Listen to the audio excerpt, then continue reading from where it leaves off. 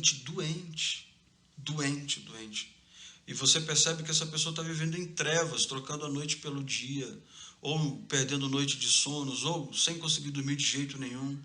Pessoas em extrema situação de sofrimento. Essa pessoa está em trevas. Então, quando nós, como igreja, fazemos o que Jesus disse, imponha as mãos e traga a cura sobre essas pessoas, essa pessoa volta a enxergar, essa pessoa volta a querer conversar com as pessoas. A luz que está em você, como você disse, a luz que está em você acaba envolvendo aquela pessoa. Aleluia. Não foi o que Jesus disse? Vocês são a luz desse mundo. Glória a Deus. Vocês são o sal dessa terra. Jesus disse, não se pode pegar uma lamparina e acendê-la e colocar uma tapué em cima dela. Não vai ter utilidade nenhuma. Essa luz, ela tem que resplandecer, ela tem que brilhar em todos os lugares, a fim de que onde você chegue, a luz de Deus envolva todo aquele ambiente. Glória a Deus. Todo aquele ambiente. Isso é muito sério, pastor Lucas, porque a continuação desse versículo é assim, e também expulse os demônios. Então, se a gente for conectar isso à ausência da palavra de Deus, traz doenças físicas e espirituais, doenças invisíveis. Essas doenças acabam sendo uma porta aberta para espíritos malignos se aproximarem e, infelizmente, aprisionar essas pessoas. Então, quando você chega com a luz do Evangelho, com a palavra de Deus, com a oração no nome de Jesus, essas pessoas são curadas, são transformadas e são resgatadas das trevas para a luz. Sim. Essa é a nossa missão como igreja. Aleluia. Glória a Deus. Lucas, para não deixar passar em branco, Sim. como eu tinha dito, a continuação disso é expulsar os demônios.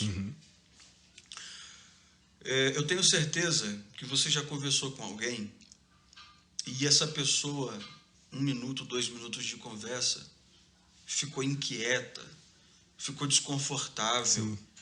A pessoa está ali, mas quer ir embora rápido. Infelizmente, existem pessoas que já chegaram a esse grau de doença espiritual, já estão dominadas por espíritos malignos. Então, a gente pode até voltar a esse assunto um pouco mais adiante, porque a gente tem que trabalhar muito essa questão, porque quanto mais pessoas a gente conseguir resgatar dessa treva, dessa doença espiritual e trazer para perto da gente, trazer para o Evangelho, trazer para a luz, isso aí vai mostrar que realmente nós estamos fazendo muito bem a nossa missão. Aleluia. Glória a Deus. Realmente, pastor, tem vezes que conversamos, né, com inúmeras pessoas que às vezes está precisando de aconselhamento e querendo apenas conversar, né? Como o senhor bem disse, tem pessoas que às vezes ficou a noite inteira em claros, sem conseguir dormir, às vezes com inúmeras coisas ruins, né? Inúmeras coisas que passou no dia a dia, coisas ruins, está atormentando essa pessoa e às vezes chega para conversar conosco e não consegue conversar, fica inquieta, fica olhando para um lado, olhando para a hora, querendo sair logo, e realmente é complicado, mas o Senhor nos deixou essa missão. E interessante que quando somos negligentes, né, e não cumprimos essa missão, o Senhor vai cobrar de nós, no grande dia, e realmente essa missão Deus deixou para nós porque Ele cumpriu ela aqui. Exatamente. Possa ser, pastor Lucas, que alguém que posteriormente vai nos escutar aqui nesse podcast tente entender o que aconteceu com ela, porque geralmente essas pessoas chegam a um grau de prisão que elas não compreendem o porquê que ela chegou naquela situação, como ela chegou naquela situação. Essa questão, ela é tão séria que o nosso adversário, por mais que pessoas sem o conhecimento necessário do mundo espiritual, possa interpretar errado, dizer que o diabo é burro, o diabo está debaixo do meu pé, o diabo, eu pego o chifre dele, arrasto no chão, e não é assim que funciona. Sim. Nós estamos tratando de um ser que, sim, já foi derrotado por Cristo, um ser que, sim, já está condenado, sim, mas nós estamos falando de um ser muito inteligente, sim, de um ser que não se cansa, de um ser que, para destruir a vida de alguém, ele trabalha, arquiteta, planeja, projeta dioturnamente, inclusive quando nós estamos dormindo, descansando. Eu costumo dizer que o adversário, ele é sutil, ele nunca chega de repente, até porque se ele chegasse de repente, quem sofre esse tipo de problema espiritual ia saber como tudo começou, mas ele é tão sutil, ele trabalha com tanta sabedoria que a gente não percebe. Quando percebe, a gente já está preso em determinada situação. Sim. Não é? Pedro, mais uma vez, Pedro está sendo citado aqui toda hora. Pedro, ele escrevendo a sua epístola, no capítulo 5, versículo 8, ele vai dizer assim: o diabo, o vosso adversário, ele anda ao derredor. Número 1, bramando como um leão. Número 2, buscando a quem possa tragar. Sim. Número 3. Ou seja, a ideia aqui não é, apesar da ira dele, do ódio, da raiva, do desejo de matar, roubar e destruir, ele não chega de repente. Ele primeiro anda em derredor. Ou seja, ele fica espreitando, vigiando, procurando uma oportunidade para atuar e para invadir o nosso espaço. Sim. Após isso, ele se aproxima, não é? Encontra uma pequenina brecha, e através daquela pequenina brecha, ele entra na vida da pessoa, domina a mente da pessoa, aprisiona essa pessoa, escraviza essa pessoa, ao ponto da pessoa não saber discernir o que é bom, o que é ruim, o que é o bem e o que é o mal, e essa pessoa acaba virando, espiritualmente falando, uma escrava. Eu chamo isso de método Nabucodonosor.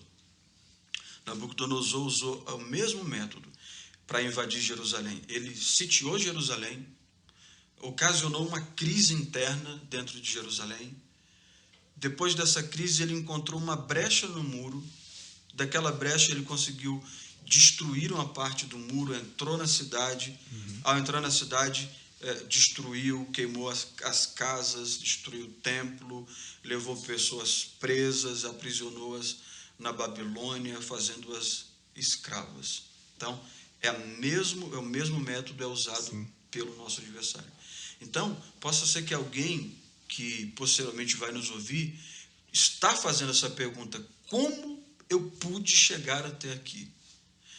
Como eu pude chegar ao fim de um poço? Como eu pude ficar atolado até o pescoço? Como eu cheguei até aqui? Eu não sei como eu cheguei até aqui. Realmente você não sabe, porque foram situações bem planejadas, bem arquitetadas para te levar até essa situação. Mas uma coisa a gente quer deixar bem claro, pastor Lucas, e o podcast desse dia é para isso. Você pode ser liberto, você Aleluia. Pode sair dessa situação, Sim. Você vai sair dessa situação, porque o nome de Jesus é poderoso para quebrar Aleluia. Todas as maldições que o diabo proporcionou que você vivesse até hoje. Sim, essa é a missão da igreja. Aleluia, glória a Deus. E vemos muitas pessoas, de fato, né, aprisionadas em inúmeras coisas, né? Seja na vida sentimental, seja na vida financeira, seja na vida familiar. Vemos inúmeras pessoas aprisionadas em inúmeras coisas. Vemos pessoas hoje, por exemplo, tratamos alguns casos de pessoas que não querem nem sequer sair da cama. Aí você chega para a pessoa: você está doente? Não. Você tá tudo bem com você? Você tem alguma deficiência física? Não. Mas o que aconteceu? Não sei. Simplesmente cheguei um dia qualquer, deitei na minha cama e não quero mais sair. Isso também é uma prisão, pastor? É uma prisão e essa é uma das piores prisões que existem.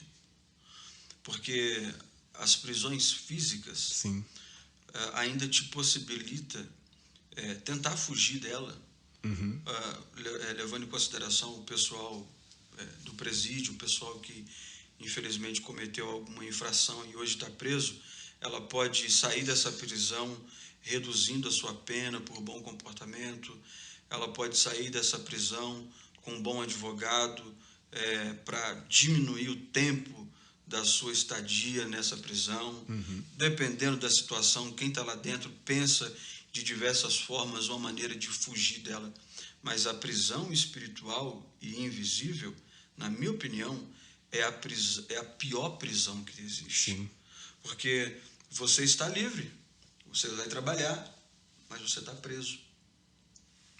Você frequenta a escola, você vai para a escola, mas você está preso.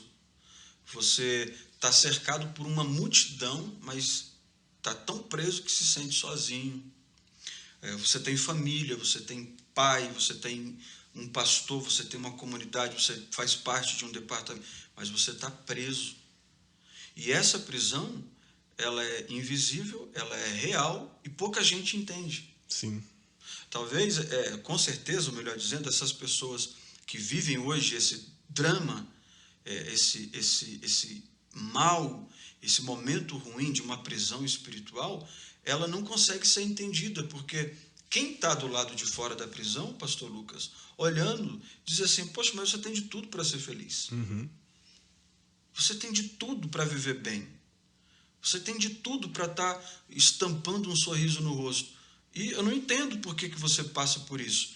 E aí, nem explicar a pessoa consegue, porque é uma prisão espiritual. Sim. Isso, o nome de Jesus, a oração da igreja, a oração de um representante de Jesus, um embaixador de Jesus, tem poder para tirar a pessoa dessa situação. Aleluia. Essa pessoa não pode perder as esperanças. Sim. Tá? Inclusive, pastor Lucas, nós somos seres espirituais. Sabia? O nosso Deus é espírito. Sim. Nós, a princípio, somos espíritos. Nós somos espíritos.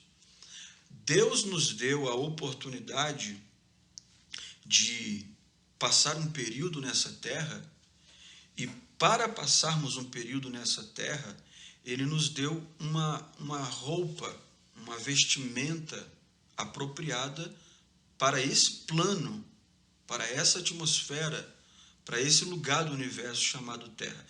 Essa roupa se chama carne, estrutura óssea, nervo, pele. Essa é a nossa roupa, mas o que nós somos de fato não é a carne, o nervo, os ossos, a pele. Nós somos seres espirituais. Sim. Tanto é que a própria Bíblia vai dizer que quando o nosso corpo vir a descer à sepultura, a se desintegrar no pó da terra, o espírito volta ao Deus que o deu. Sim. Ou seja, nós somos espirituais. Então, a maioria das lutas que enfrentamos são espirituais. A maioria dos traumas que vivemos são espirituais. Sim. Sabe? A maioria das dores que temos são dores espirituais. Então, essa é uma questão que a igreja precisa amadurecer muito para tratar essa questão, porque senão a gente vai correr o risco de, como bons religiosos, julgar pessoas pelo seu estereotipo, pelo que ela vive aqui fora, sendo que essa pessoa tem que ser tratada por dentro. Sim. Por dentro. Glória a Deus. E isso, a psicologia tem o seu papel fundamental, a gente não vai tirar o crédito da psicologia, mas também a comunhão com os santos tem um papel fundamental com isso. A palavra de Deus tem um papel fundamental para tirar a pessoa dessa situação. E a permanência da pessoa no corpo de Cristo também é algo fundamental para que a pessoa se liberte